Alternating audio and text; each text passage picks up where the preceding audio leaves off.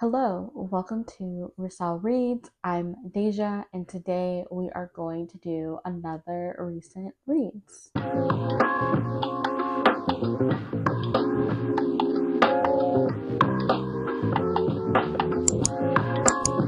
This recent reads will be the last few books that I read in November and December of 2024. I'm foreseeing this to be a very quick recent reads because it was a lot of like graphic novels or manga, and it was pretty much just shorter reads because I really was not in the mood to read in November and on. All that being said, let's go ahead and get into this one. So the first one that I read, which was probably the best one that I have out of all of them, is Crema. And this one I saw at my local library and I had no idea what this was about, but I really liked the cover. And it is basically about a woman that can see ghosts because she drank so much coffee, and from there it becomes like a little bit of like a telenovela love story type of thing, with like the main protagonist going into like this family drama. It was definitely different than anything I've ever read, so I definitely appreciated it for that. And I really just love the horror ghost elements added to this to make this like a drama filled little spooky graphic novel. I definitely liked the artwork in this one, and you definitely see like the cultural inspirations in this because this actually takes place in Brazil. And yeah, I just enjoyed it for what it was. It was just a quick graphic novel and it was cool. And then I have Laura Olympus 4 and 5. I don't remember much about this at all, but I remember the fourth one I was not a big fan of, and the fifth one I did like better, but I feel like I'm starting to get to the point in this series where I'm just like, can they just wrap it up already and just like be together? Like, I'm all for like the yearning and the angst and why they can't be together and all of that, but like we are 4 or 5 books into the series now, and I'm not exactly sure how many there are going to be, but like this series really banks on vibes, and I like that sometimes, but I think this is just very much prolonging it.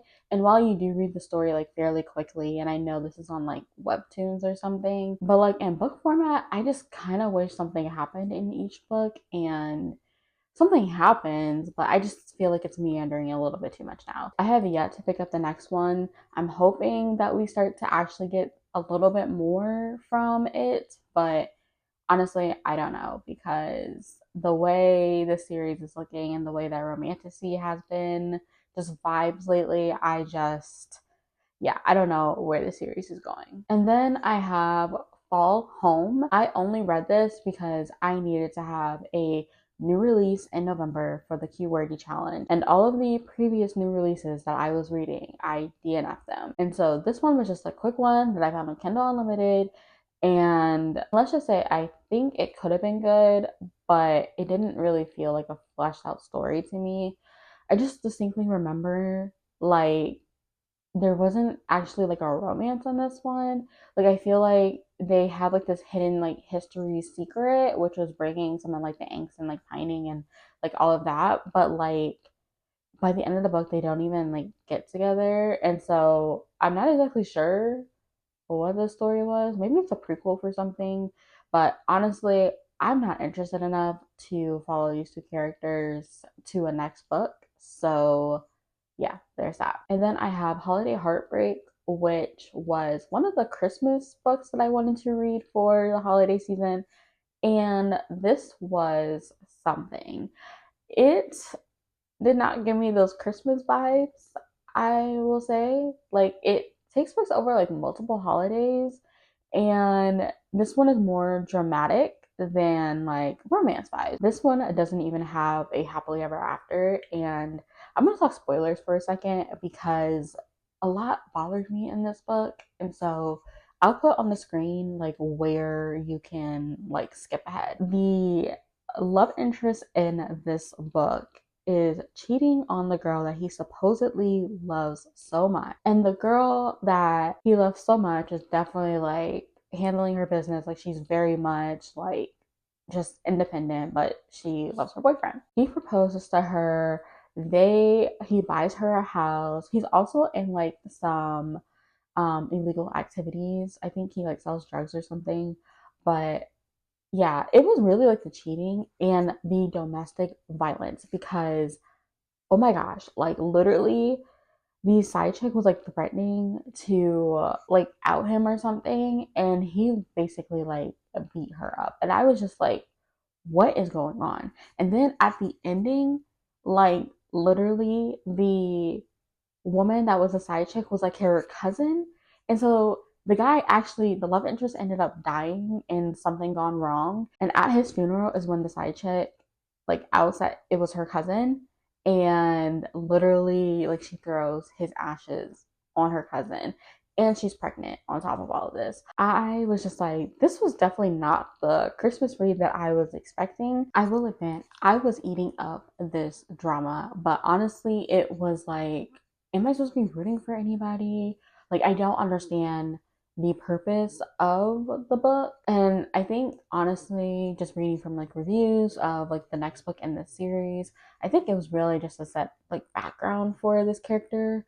But while I ate up the drama, this was definitely a story I could have done without in the holiday season. And then I have Aftermath by LeVar Burton. This was a dystopian book that I didn't even know existed until I saw it on Book Talk. And this one was interesting. It is a dystopian society after the first Black president is assassinated and a civil war happens, and then there's also these climate changes happening, and basically this whole world, everything just came together and went to crap. So we're following four characters. There's a little girl, there's a Native American man, there's a Black guy, and there is a Black woman scientist. And I like the premise. Three of the people can hear this voice that's calling out to them, and they all think it's somebody else that is going to like help them in their life. And I like that aspect of it. But I think that this book had a little bit of a pacing issue because the very beginning of the story was very much like info dumping on who these characters are. And I found it so boring. Plus, this is a very like slow paced story. Like it is very like character driven. Like you're on the road traveling to Chicago. And it was just something. Like I think I like the vibes of the dystopian society. Like you see these people like how they survive, like what they eat, and just like the medicinal things and how they like barter with each other. But I just feel like not a lot happened. And then I think it also banks on like the characters, and I just don't think that the characters really like spoke to me, especially the little girl. I was just like, why is she here? Like literally her parts just felt so out of touch with everybody. And even in the end, like she didn't even have a big part in the end. So I don't understand why she was even included in the story. And then the Native American man, I did not really like how his story ended. It just felt a little, I don't know, just wrong to me. And even then, like the only people that really had like agency at the end really felt like the Black people, and the Black woman has this device that can save the entire world. I have like very mixed thoughts about it. Like I liked the idea, but when it came to like the execution, there's just a lot of things that I had questions about. This was written like in the 90s, I want to say, and I think that especially when it comes to like the portrayal of Black women saving everybody and being the savior figure, like I did not vibe with that. And maybe that's just the place that I'm in right now. I thought it was an okay read, but I think that it definitely had some problems with like pacing and info dumping and just a lot of things. It's very idea theme driven, not very external plot or character driven, I will say. So if that sounds interesting to you, I would say check it out. Like the writing isn't bad, it's just those little things that I just couldn't really get into the story for. And then we have Death Note 7. Since this is so far into the series, I'm not gonna say like much, but something happened in this book that definitely surprised me. I did not see the story taking that direction, and I like that the story is still like picking up because for a little bit, like I felt like the pacing was very much very slow in the last few books, but I think that it's definitely like bringing back like that, like, oh, what's going to happen, like thriller vibes that I really wanted in this one. So I will be continuing on in the next book. And then I have Love Like Morning Dew. At some point, I got this at a free Stuff Your Kindle event, and I finally got around to it. And this is a interracial romance between a black woman and I want to say a Korean man. And I think my first thing with this is that I couldn't tell if this was supposed to be fantasy or contemporary. It felt very much contemporary to me, but there was just like little things that made me think that maybe this is like supposed to be like a fantasy world. I think she was supposed to be some kind of like guard for the royalty, and I think that the Asian guy was like part of the royalty family or something, but like I never really got settled in this world to like say like what it was. So that was like one thing. When it came to the romance of this, I don't think it was developed enough. Literally, I think that she was very defensive, very much like, no, like I'm not guarding you or anything. And then they have like one full conversation together, and then I think that's when they like literally just have sex with each other. And then from that point forward, like it's not really like building their relationship, they just have a relationship. So it was kind of like instant love, I will say. And the book is very short, so I wasn't like expecting like a lot, but I think that it definitely could have been developed a lot more in terms of like the romance chemistry, in terms of the world building, in terms of the characterization, in terms of the writing, because that also could have been better. So this one was not the best, and I like the idea of it because this is from a South African author, I believe. So I definitely wanted to support, but yeah, I think that this author's writing could definitely be better. And the last one that I read was another Christmas holiday novella, and this is Noora and Bilal Do Each Other for Christmas. This one was fine. I think in the beginning I was very turned off by the mailman character. He was just very pushy to me, and I just was not liking that. Like, literally, they meet each other at a car and he just kisses her. And they do have like a previous like relationship, but it was more like a friendship, but like that little like meet cute that they had was not cute to me at all. And I did like that there were like hints of them like connecting, especially because they have like their friendship. And I did like how like their banter was. And there was even that little bit of like he like knows her, like he understands like her, like she can't hide from him.